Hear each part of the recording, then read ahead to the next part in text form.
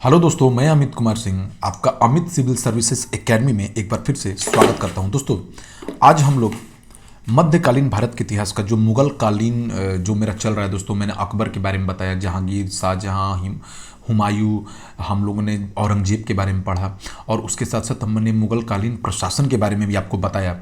अब उसमें हम लोग मुगल कालीन संगीत और चित्रकला का कैसे विकास हुआ उसकी भी चर्चा कर ले, चूँकि इससे भी क्वेश्चन एग्जामों में जो बीपीएससी है, सीडीपीओ है, उसमें पूछने के प्रबल चांसेस रहते हैं। तो हम लोग देखते हैं और जो भी अभी तक स्टेट के कमीशन में एग्जाम में आए हुए हैं क्वेश्चन, उस पर चर्चा करेंगे, विस्तृत चर्चा करेंगे कि आने वाले क्वेश्चन न छूटे। ठीक है दोस्तों, तो चैनल सब्सक्राइब कर लीजिए, दोस्तों में शेयर कर दीजिए। जिन बच्चों को टू दी पॉइंट स्टडी करना है वो मेरे चैनल को जरूर सब्सक्राइब करें, उनको सफलता जरूर मिलेगी। दोस्तों, तो हम लोग आज का पहला लेते हैं। ठीक है दोस्तों, पहला क्वेश्चन लेते हैं। मुगल चित्रकला के विषय में कौन सा कथन सत्य है?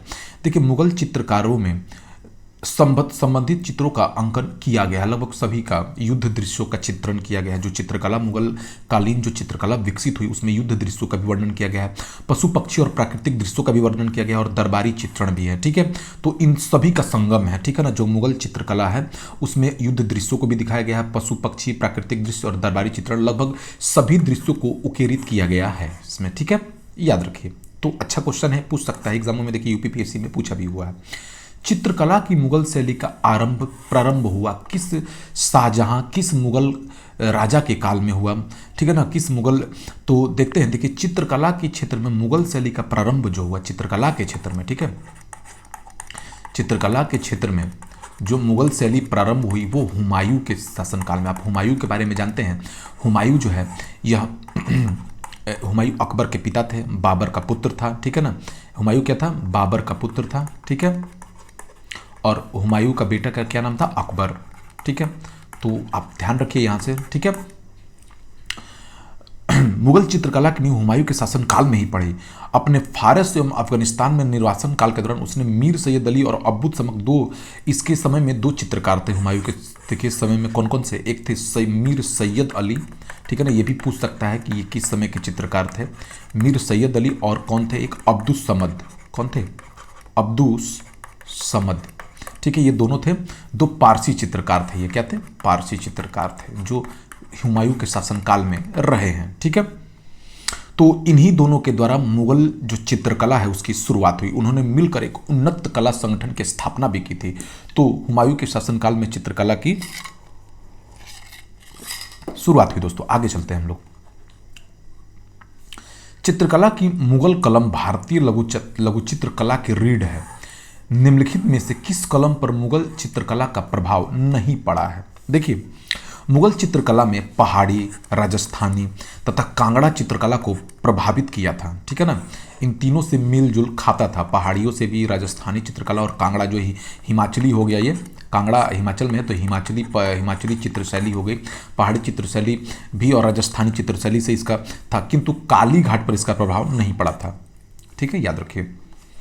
दास्ताने अमीर हमजा का चित्रांकन किसके द्वारा किया गया है? देखिए, दास्ताने अमीर हमजा जो है ये अकबर के अनेक ग्रंथ हैं जिनको चित्रित कराया गया था। ठीक है, अकबर जो है बहुत सारे ग्रंथों को चित्रित करवाया था, उसमें एक दास्तानी अमीर हमजा भी है। हुमायूं के काल में चित्रित होना बहुत सारी चीज़ें जो ग्रंथ हुए चित्रित शुरू हुई और अकबर के शासन काल में जितनी भी चीज़ें थी वो पूर्ण हो गई। ठीक है, तो याद रखिए इसको, जो दस्ताने अमीर हमजा है ये ग्रंथों का चित्रांकन किया गया था। ये ठीक है ना, ये ग्रंथ था, इसका क्या किया था? चित्रांकन। ये अकबर के शासनकाल में, हुमायूं के शासनकाल में शुरू और अकबर के शासनकाल में पूरे ग्रंथों का चित्रण हो गया। ठीक है, इसे तैयार करने में बदायूनी, कौन थे? बदायूनी तथा शाह नवाज खां के अनुसार इसको तैयार करने में 15 वर्ष लगे थे। कितने लगे थे दोस्तों? 15 वर्ष लगे थे।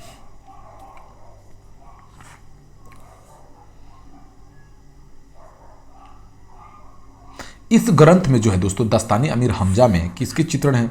मोहम्मद साहब के चाचा का चर्चा। मोहम्मद साहब के चाचा, ठीक है ना, कि वीरतापूर्ण कारनामों का वर्णन है इसमें। क्या है? वीरतापूर्ण कारनामों का क्या है? वर्णन है इसमें। तो पूछ सकता है आपसे।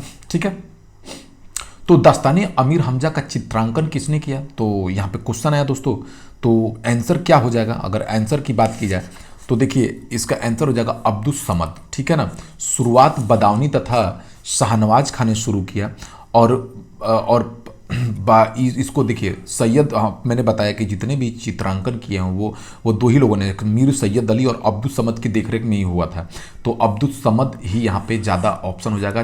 पहले मीर सैयद अली किया और बाद में अब्दुस समद ने इसको पूरा किया। दसवंत और बसावन प्रसिद्ध चित्रकार मुगल सम्राट के राज दरबारी थे। देखिए दसवंत और बसावन ये क्या थे, चित्रकला के कलाकार थे, ठीक है। और ये अकबर के दरबार में थे। किसके दरबार में थे, अकबर के दरबार में ये रहते थे।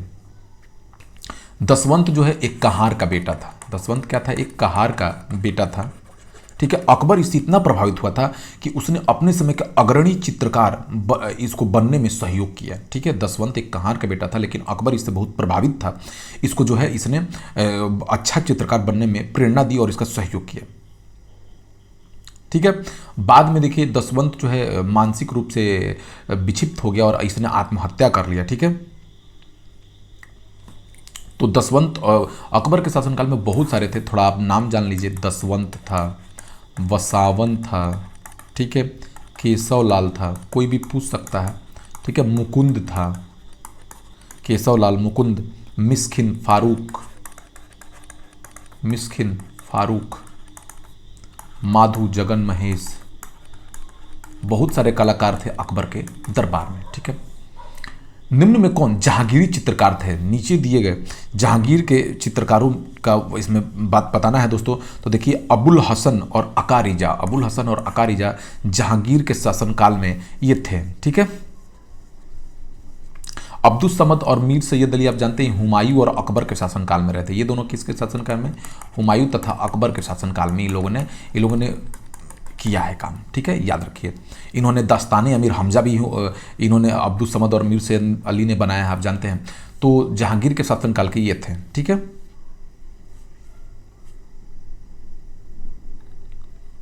मुगल चित्रकला ने किसके शासनकाल में उन्नति की, तो मुगल चित्रकला जो है सब, देखिए मुगल चित्रकला की शुरुआत हुमायूं के शासनकाल में हुई, ठीक है। अगर शुरुआत पूछ दे कि मुगल चित्रकला अगर शुरुआत आपको पूछ दे तो हुमायूं के शासनकाल में, लेकिन उन्नति स्वर्ण युग कौन रहा चित्रकला का स्वर्ण युग, तो इसका जहांगीर के शासनकाल में हुआ, ठीक है। याद रखिए चित्रकला का स्वर्ण युग इसको कहा जाता है, ठीक है। जहांगीर चित्रकला का बड़ा कुशल पारखी था, ठीक है ना। मुगल शैली में मनुष्यों का चित्र बनाते समय एक ही चित्र में विभिन्न चित्रकारों द्वारा मुख, शरीर, पैर भी बनाए जाते थे। जहांगीर का दावा था कि वह किसी भी चित्र में विभिन्न चित्रकारों के अलग अलग योगदान को पहचान सकता था, ठीक है, यानी उसके बारीकी थी, ठीक है ना। इस तरह जहांगीर के काल को क्या कहा जाता है, मुगल चित्रकला का स्वर्ण युग कहा जाता है। याद रखिए, डायरेक्ट पूछेगा मुगल चित्रकला का स्वर्ण युग किसको कहा जाता है, तो जहांगीर के काल को, ठीक है ना। बहुत बार क्वेश्चन पूछा भी हुआ है।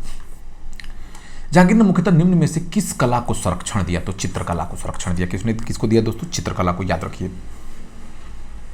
पहाड़ी school, Rajput school, Mughal school, Kangra school निम्नलिखित में से किस कला की विभिन्न शैलियों को दर्शित करते हैं। मैंने बताया देखिए पहाड़ी, मुगल स्कूल और कांगड़ा स्कूल और राजपूत स्कूल, ये जो विभिन्न शैलियाँ हैं ये चित्रकला को प्रदर्शित करती हैं, क्योंकि जो जितनी भी मुगल शैलियाँ थी उसमें पहाड़ी भी चित्रण है, उसमें कांगड़ी भी चित्रण है, ठीक है ना, इन सब का उसमें वर्णन है। और राजस्थानी चीज़ों का भी वर्णन है उसमें, ठीक है। तो चित्रकला के वर्णन है इसमें। किशनगढ़ शैली किस कला के लिए प्रसिद्ध है। देखिए राजस्थान की प्रसिद्ध शैली किशनगढ़, ये किशनगढ़ शैली जो है राजस्थान की प्रसिद्ध चित्रकला शैली है। राजस्थान की क्या प्रसिद्ध है, प्रसिद्ध चित्रकला शैली है, ठीक है, प्रसिद्ध चित्रकला शैली है। यह शैली अपनी श्रृंगांगिक चित्रों के लिए, मतलब इन चित्रों में जो है श्रृंगार रस, पूरा श्रृंगार के साथ इन चित्रों को बनाया जाता है, इसमें श्रृंगार रस झलकता है। तो ये क्या है, चित्रकला शैली है किशनगढ़ शैली राजस्थान की। निम्न में कौन सा एक संगीत वाद्य बजाने में औरंगजेब की दक्षता थी। देखिए औरंगजेब ने संगीत को इस्लाम विरोधी मानकर उस पर पाबंदी लगा दी, ठीक है ना। औरंगजेब जो है वो संगीत को इस्लाम विरोधी मानता था। संगीत को क्या मानता था, इस्लाम विरोधी मानता था।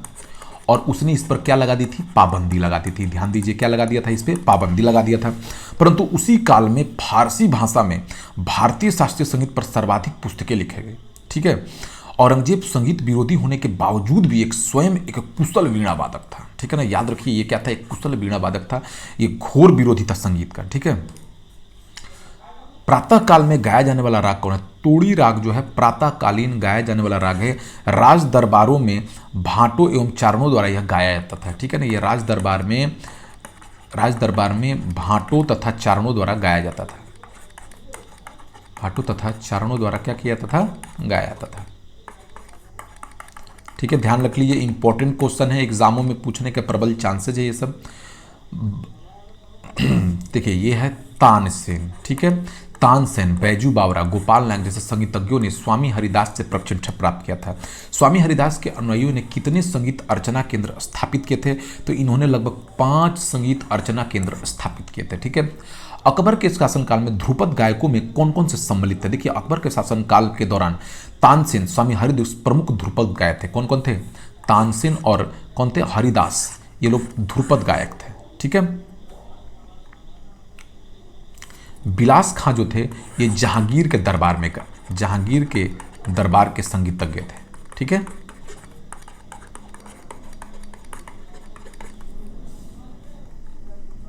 प्रसिद्ध तानसेन का मकबरा कहाँ? देखिए प्रसिद्ध तानसेन का मकबरा ग्वालियर में है। तानसेन का देखिए मूल नाम जो तानसेन का है, पूछ देता है एग्जामों में, रामतनु पांडे है। क्या नाम था इनका?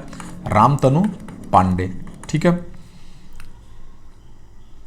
ये अकबर के दरबार के संगीतज्ञ थे। क्या थे? अकबर के दरबार में ये संगीतज्ञ थे, अकबर के संगीतज्ञ थे ये। ठीक है, दरबार में रहते थे। इनका मूल नाम रामतनु पांडे। ये अकबर के नवरत्नों में से एक थे। ये क्या थे?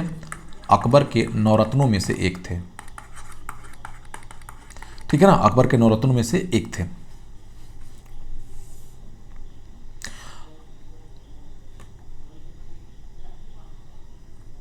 तानसेन का मूल नाम क्या था? फिर से आगे, तानसेन का मूल नाम क्या था दोस्तों? रामतनु पांडे। क्या नाम था?